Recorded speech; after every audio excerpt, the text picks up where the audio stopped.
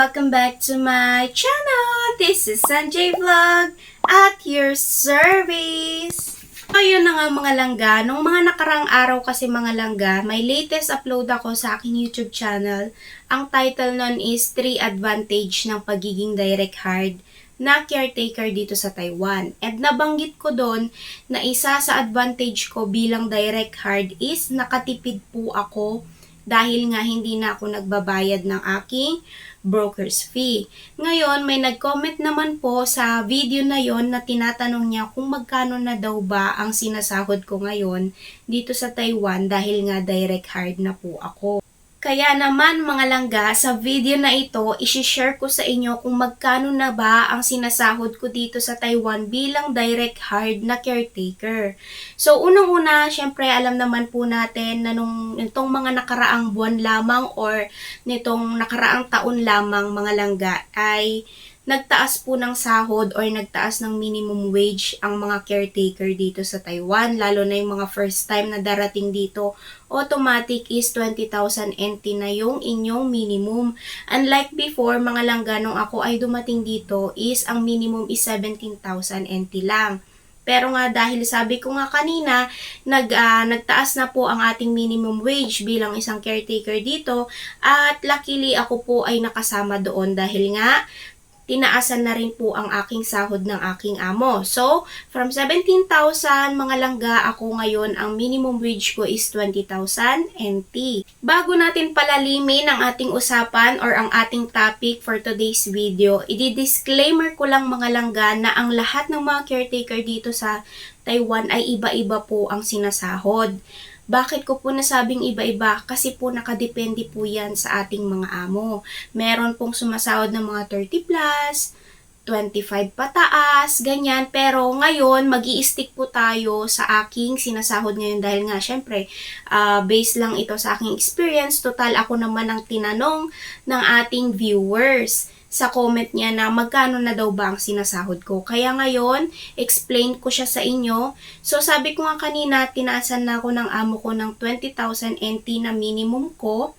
And then, mga langga, alam naman natin na bilang isang caretaker is bihira lang po tayo makapag-day off. Kaya ang ginagawa ng mga employer o ang ginagawa ng aking employer, yung linggo is considered overtime na po natin yon. Bakit ba nasabing overtime? Kasi nga, automatic dapat tayo bilang isang caretaker is may weekly po tayong day off dapat na isang beses. Kaso nga lang, syempre, dahil nga medyo toxic or medyo wala tayong, minsan kasi may mga caretaker dito, mga langga na alaga lang nila at sila lang ang magkasama. So, syempre, kung magde-day off ka, walang mag-aalaga sa alaga mo. Kaya ang ginagawa nilang mga langga, kinukonsider na lang nilang overtime yung linggong yon na dapat is day off mo. Ngayon, paano nga ba ang computation ng overtime ng caretaker dito? So, yung 20,000 mga langga, i-divide natin siya sa 30, which means 30 days. And then, ang magiging total nun is 666 point something. Pero, ang ginagawa kasi ng amo kong mga langga is sinasakto niya ng 667. So, for example, may 4 na linggo mga langga sa ating kalendaryo. So, 20,000, i-add mo yung 667 times 4. So, 667 mga langga times 4. Yung total nun, i-add mo siya sa 20,000. Sa mga langga, syempre, kukumpute ko na siya sa inyo, no? Para sa inyo ito. Syempre, gumagawa na rin ako ng video, so, sagarin na natin. So, 667 mga langga times 4, ang total niya is 2,668. Syempre, i-add natin siya sa 20,000 na sinasabi ko nga kanina. So, ipa-plus natin siya sa 20,000.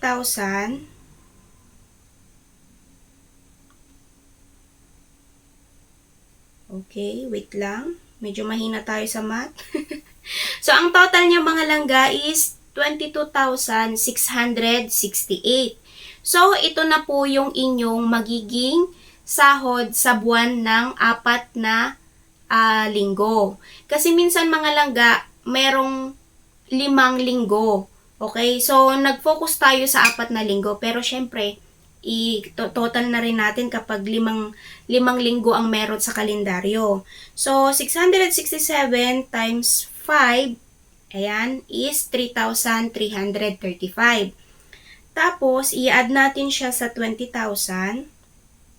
Kapag 5 linggo ang meron sa ating kalendaryo mga langga, umaabot yung ating sasahurin ng 23,335. Okay? Yun yung inyong magiging sahod. Pero syempre, lahat naman tayo dito kahit naman nagtatrabaho ka sa Pilipinas, is meron at meron talagang ikakaltas sa ating mga sinasahod. So, unang-una, ano nga ba yung kinakaltas sa akin? So, sabi ko nga nung past video ko mga langga, ako po ay direct hard na. So,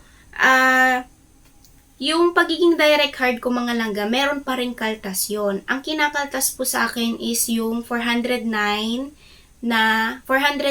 NT na aking medical or ang aking insurance dito sa Taiwan. Buwan-buwan po yun mga langga. So, i-compute ko para sa inyo kung magkano na lang ba ang sinasahod ko. So, mabalik tayo sa computation natin mga langga na 4 na linggo sa kalendaryo. Okay? Yung 667 times 4 is 2,668. Tapos, pag inad mo yon sa 20,000 is magiging 22,668.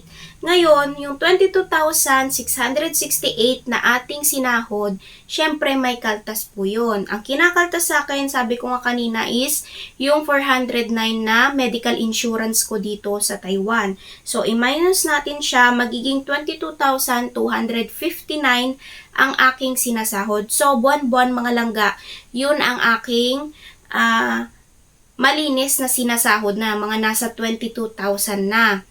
Kaso nga lang, mga langga, meron kasi kaming agreement ng aking amo, ayan.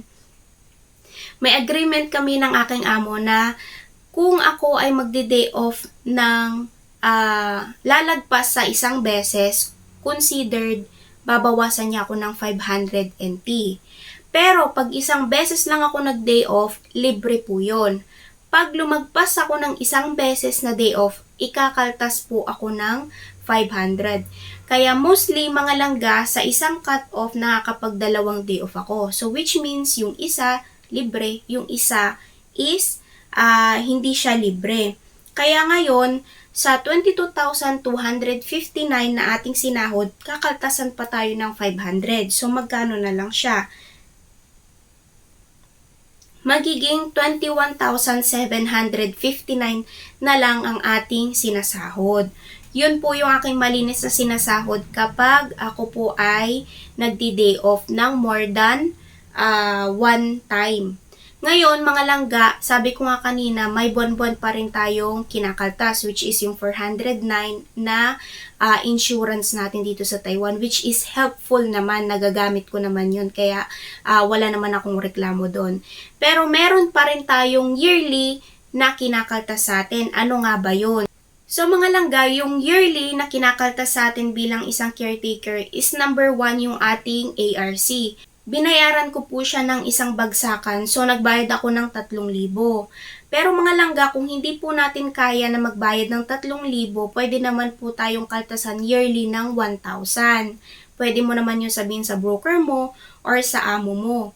Ngayon, meron pang isa na yearly kinakaltas sa atin, which is ang ating medical. So, every year kasi tayo bilang isang caretaker, nag-undergo tayo ng physical test, no, ng ating katawan. Yearly po yun. Ang bayad po dun is 2,000, which is handle ko rin po yun. Pero meron kasi yung ibang mga amo na sinasagot na nila para sa kanilang mga worker. Pero sa akin kasi, sarili ko pong bayad yun. Kaya yearly, may kinakaltas sa aking 2,000. Yun naman po ay hindi naman na gaanong masakit kasi nga hindi mo na siya masyadong mararamdaman dahil nga yearly naman. At yung sa aking medical insurance naman dito is medyo mababa lang naman. Yun nga lang minsan pag nasusobrahan ko yung day off ko, ayun, nakakaltasan tayo ng medyo malaki-laki. Pero favor naman sa akin yun mga langga kasi syempre kahit papano, kailangan din naman nating lumabas-labas. At minsan kasi masyadong matagal antayin yung isang beses lang sa isang buwan, parang buryong-buryo ka na, parang feeling mo parang ano ka na yung basta parang ano kasi, parang sa akin nagiging ano kasi ako, parang nare-recharge ako or parang nare-relax ako pag lumalabas ako. Kaya kahit papaano mga langga, kahit kinakaltasan ako ng 500 kada labas ko, dahil nga nagdi-day off ako ng isang beses mahigit, parang wala na lang sa akin yun. Kasi parang kapalit naman nun is masaya ako, nakakapag-church ako. So, ano naman yan, hindi naman na ganong masakit kahit papaano naman nakaka-survive dahil nga syempre libre naman ang pagkain ko dito sa amo ko. Yung iba na lang yung kailangan kong i-provide. Alam naman natin mga langga na kapag tayo ay sumasahod at hindi libre yung ating pagkain, doon talaga tayo napapagastos, 'di ba? Pero sa case ko kasi bilang isang caretaker is nasa kontrata namin yan, automatic na sagot ng aming mga among aming mga pagkain. Kaya sa pagkain, hindi kami gaanong nakakagastos. Yun nga lang, syempre, pag lalabas ka, alangan naman na hindi ka kumain, di ba? So, yun lang naman sa video na to mga langga. And sana sa nagtanong sa akin na supporter natin, lagi ko siyang napapansing nagko-comment. Maraming salamat po sa inyo. And sana may natutunan po kayo ulit sa aking video na to. Again, mga langga, disclaimer, iba-iba po ang sahod ng mga caretaker dito sa Taiwan. Ito pong in-explain ko sa inyo is, ito lang po yung aking sinasahod. Based lang ito sa aking experience bilang direct hire na caretaker dito sa Taiwan. Yan lamang po. Maraming salamat. God bless you all. Bye!